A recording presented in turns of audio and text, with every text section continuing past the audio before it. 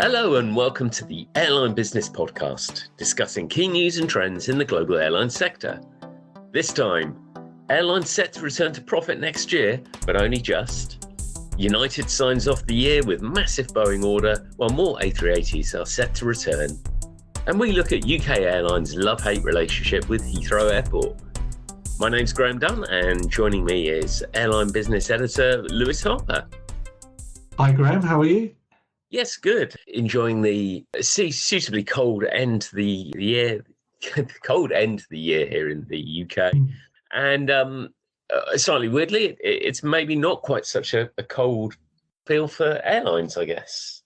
No, we're continuing to see this narrative that there's a recognition that the challenges are happening now and on the horizon. But I was at the IATA Global Media Day recently in Geneva, their first in-person gathering like that for 3 years, and they outlined quite a positive outlook for 2023.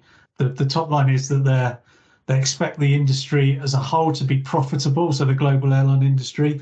Granted, that is largely driven by profits from the North Americas, but they're also expecting the European region and the Middle East to tip into profitability next year, and then for the other regions to follow after that. So yeah, like a broadly positive picture. I think the key factors is Willie Walsh continues to insist that the headwinds are kind of business as usual factors, while also acknowledging obviously that there are an awful lot of them at the moment. But yeah, at the same time, it does acknowledge there are probably the downside risks to their forecast outweigh the upside risks. But broadly, compared with where we were even 18 months ago, 12 months ago, there's still quite a positive outlook. And I guess the story is the financial position and the prospects aren't drastically different from what IATA was saying in the summer.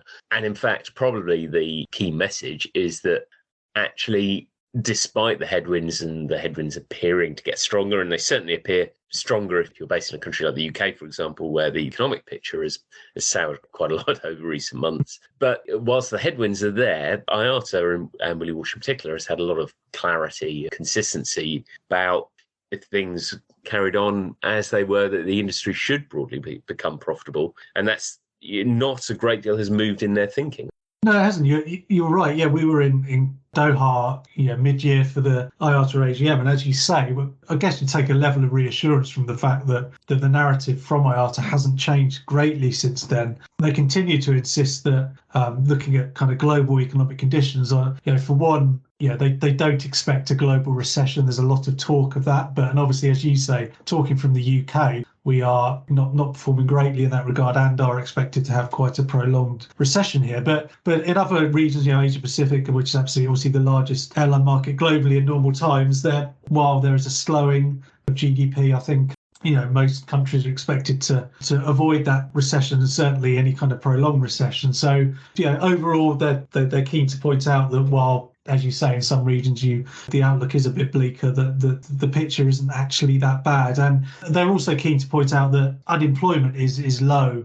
So despite that bleak economic picture, they're saying that the low unemployment will offset the impact to a certain extent of factors like rising inflation and other challenges in the economy. So I think that said, there are areas where still concerns. I mean, fuel prices are an interesting one. We know that oil has dropped slightly and fuel prices overall have gone down, but there continues to be a high crack spread. So the difference in the price between crude oil and jet fuel is particularly large at the moment. And that, I think, comes down to refining capacity being restricted since the airline industry has kind of roared back as COVID restrictions drop. And IATA expects that to continue into 2023. So on that side of things, there are factors that will weigh on the recovery to an extent, but the overall feeling is, I think they describe the economy as lukewarm overall, which from what we hear in the UK doesn't quite compute, but certainly on a global level, that seems to be the thinking. And it's definitely consistent with the message you're getting from airline CEOs in the market, which continues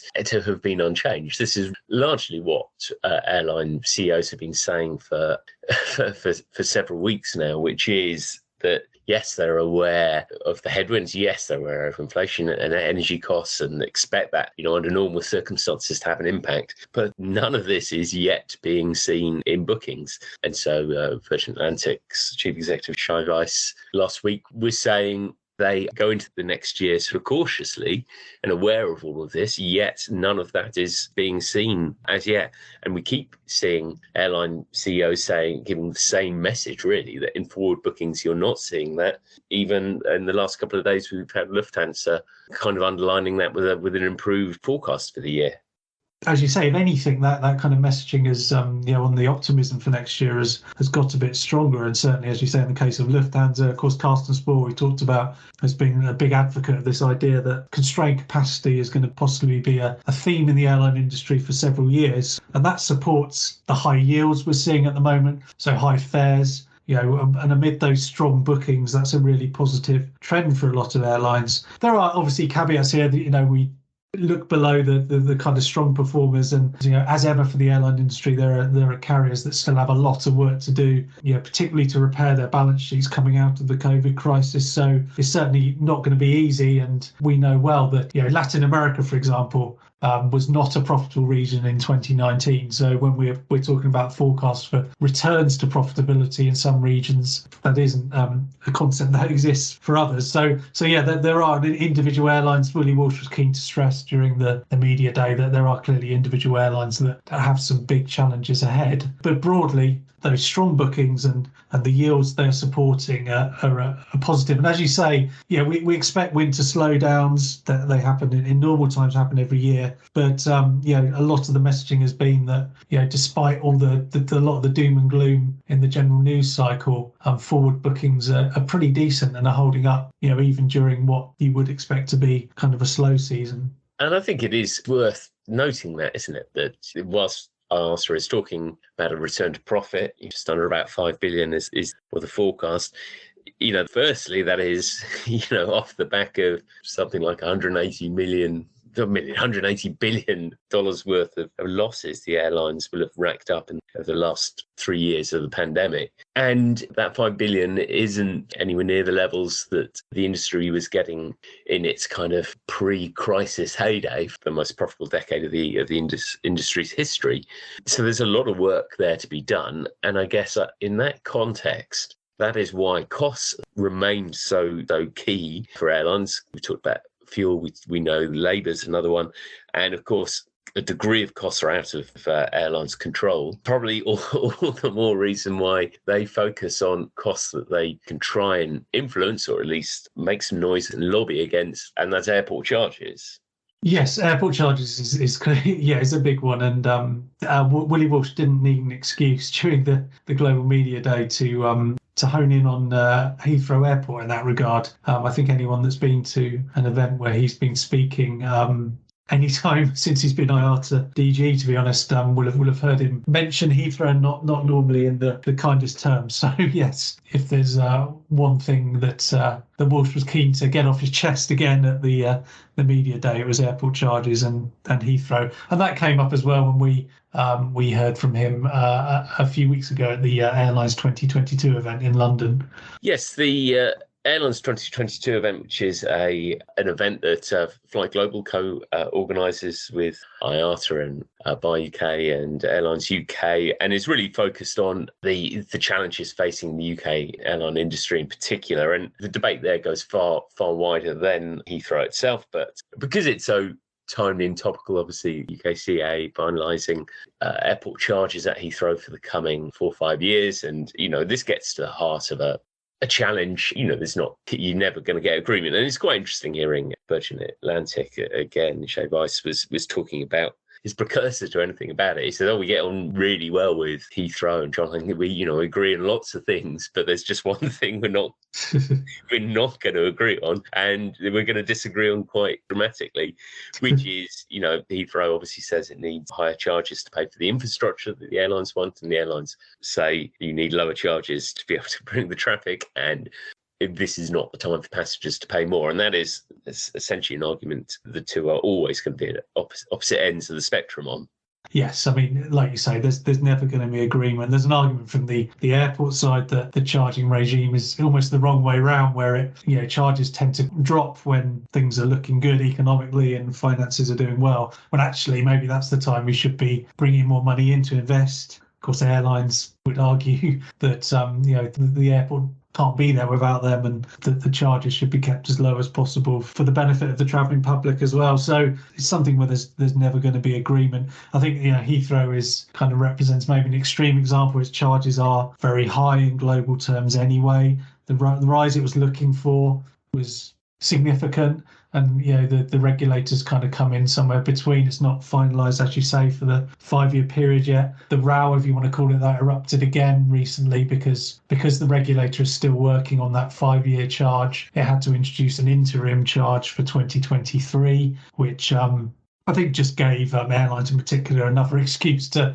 re-air their grievances regarding the level of those charges. So it's one where clearly IATA's, and one of their main roles is to advocate for the airlines and these kind of issues. Willie Walsh is close to it, obviously being a former IAG and BA CEO. He would have dealt with Heathrow plenty of times in those roles. So IATA go big on it, and eventually we'll get that 5-year settlement, and probably everything will calm down for a couple of years. But it's an interesting development, as you say. Heathrow, an expensive place to operate from. Obviously, there have been threats from BA and other users that they might look elsewhere.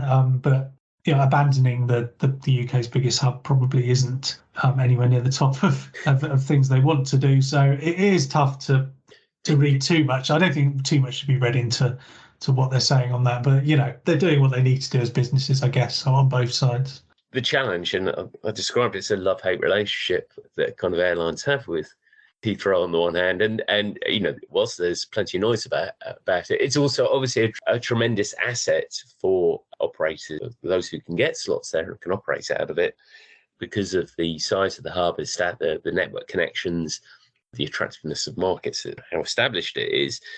And what's interesting, of course, is that Virgin Atlantic, which obviously before the pandemic had a base at Gatwick as well, and where it first began its operations, it's now solely operating at Heathrow, and partly because of that, I guess the evolution that has come for Virgin as it's grown closer to Delta Airlines, which is one of its shareholders.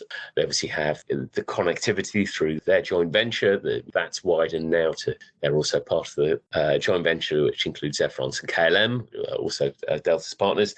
And Virgin will be joining SkyTeam. And again, that's a very interesting move for Virgin, which has been passionately independent for many years. But it reflects the change in, I suppose, as Virgin has kind of embraced that partnership world. And of course, as it's done that, the connectivity at Heathrow becomes sort of more important for it. That's exactly, I think love-hate is a good way of putting it, because you as you say, on the one hand, there's almost a what are you going to do about it question, isn't there? Because clearly the regulator is there when it comes to charges to try and come to a fair outcome. The airlines are lobbying, but as you say, if you're Virgin, you've come out of the pandemic having kind of consolidated your operations into that one airport, the leverage you have in that regard is obviously has a ceiling. They reasonably point out, the airlines, that Heathrow has undershot in its traffic recovery projections a couple of times, which arguably would be in its favour for arguing for higher charges, because it's kind of looking to recoup money from the that it's lost during the crisis. But as you say, the Virgin is all in at Heathrow, really. So there's, as much as anything, it's a lobbying exercise to get the regulator to listen to them. What is also quite interesting is we've heard quite a lot from Virgin Atlantic over the last 2-3 months with the SkyTeam membership. They also debuted their new Airbus A330 Neos, which joined the fleet in November. Virgin's been through quite a lot in terms of the last few years, and then pandemic in particular, went through a sort of a major restructuring there. It has certainly over the past 2-3 months, sort of returned to the front foot with the new aircraft, with new routes, first new destinations in the US for several years with both first Austin and then Tampa. So it is interesting to see Virgin moving forward, and the new aircraft very much part of that. And after the break, we'll look at some other airlines that are bringing in new aircraft, both in the near term and the longer term. If you're enjoying this podcast, why not sign up for free to get the weekly airline business briefing delivered direct to your inbox every Thursday? You can register to get our weekly briefings together with any of Flight Global's other newsletters for free at flightglobal.com/newsletter.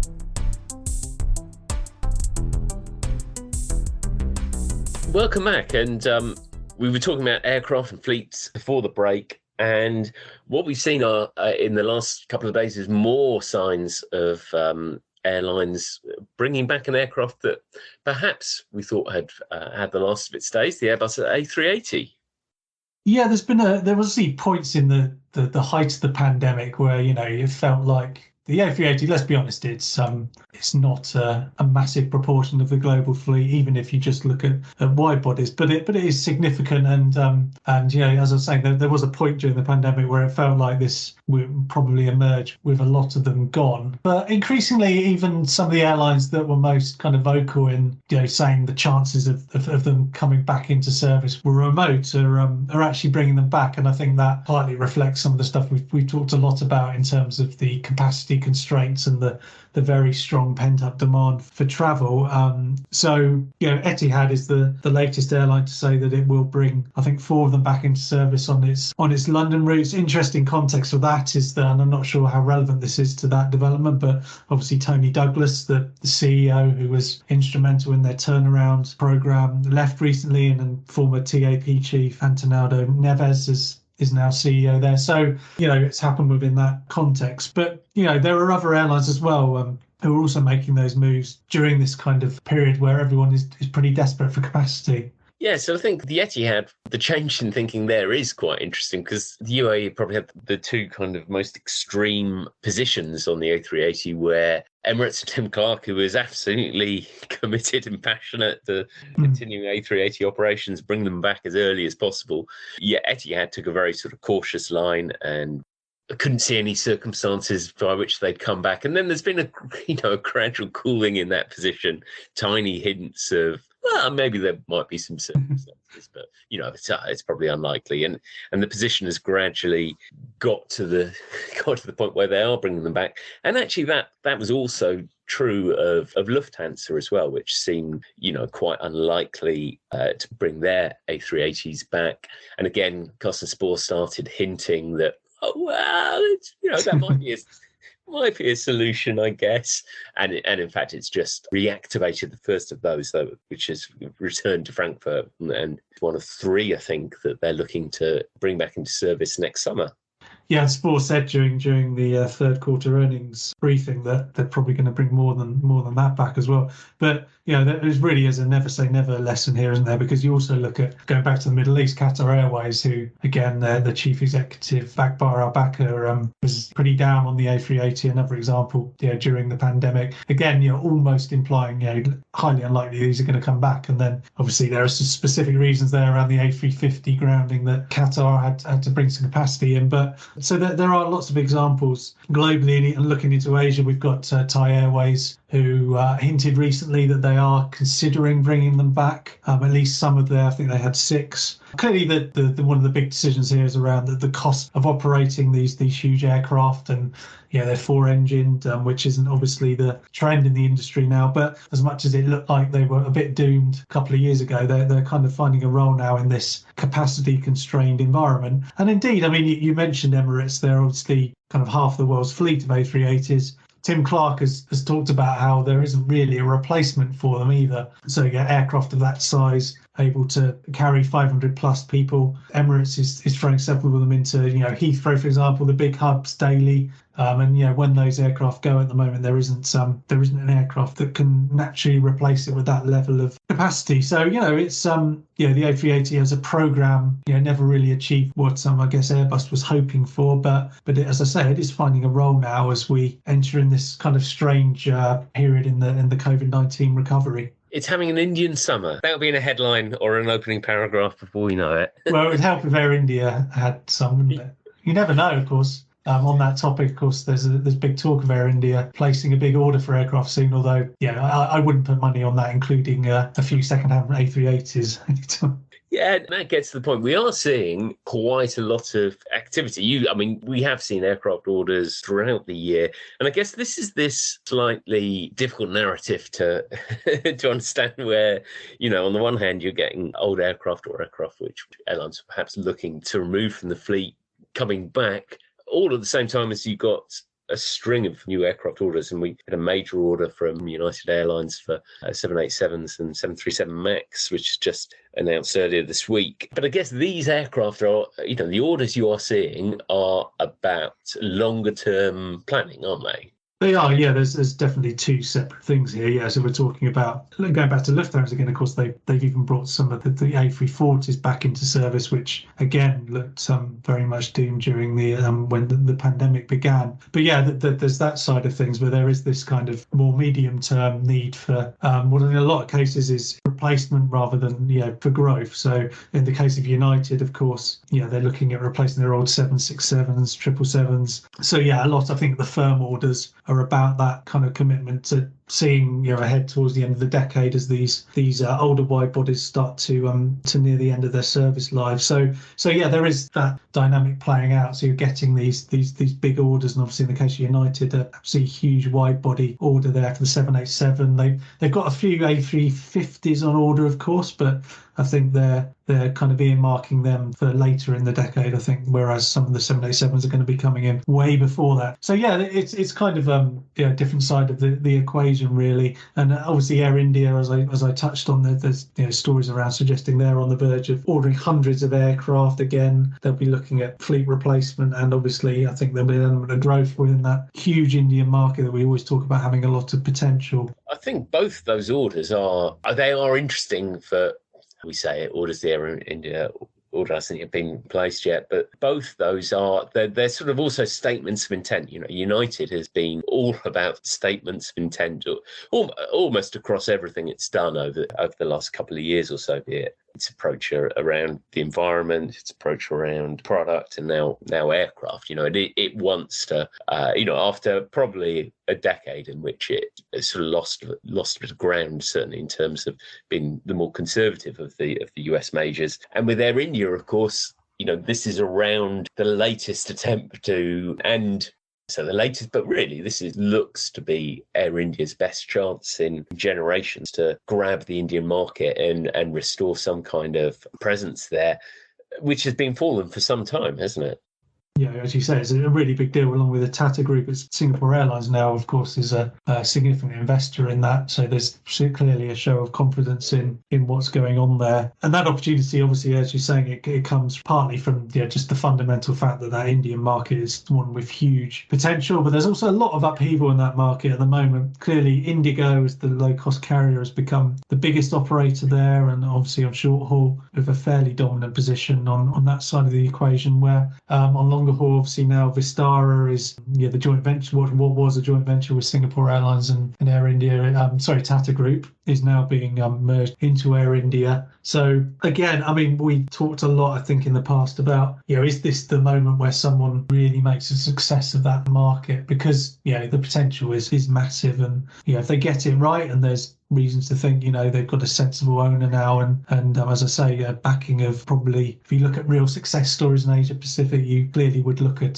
Singapore Airlines as one of the top stories there. So yeah, there's reasons to think that a sensible setup for Air India, and certainly something to keep an eye on. And that huge aircraft order again it's all part of that statement of intent. And the competitive environment there, of course, is interesting in the sense that while there's a degree of consolidation happening around the Tata Group's ownership now of Air India, of course, at the same time there are startups, or I don't know what would you call Jet? I don't know at this point. Have a restart-up. A restart up. Yes, I think it's never simple in the Indian market. There's no question about that. that's definitely going to be one of the stories to watch next year. And we'll be back before the end of the year with our thoughts on what will be the big themes for next year. Now I've said that, we definitely have to do that. But that's... I'm going to say that's not in the diaries. That's all we have time for this week. Thank you, Lewis. Cheers, Graham. As a reminder, you can find links to all the stories we've referenced in the podcast notes, and you can keep up to date with all the latest stories, including more details of the massive United order at flightglobal.com. And if you've enjoyed this podcast, please leave a review. Don't forget to subscribe to the podcast, and we'll see you again next time.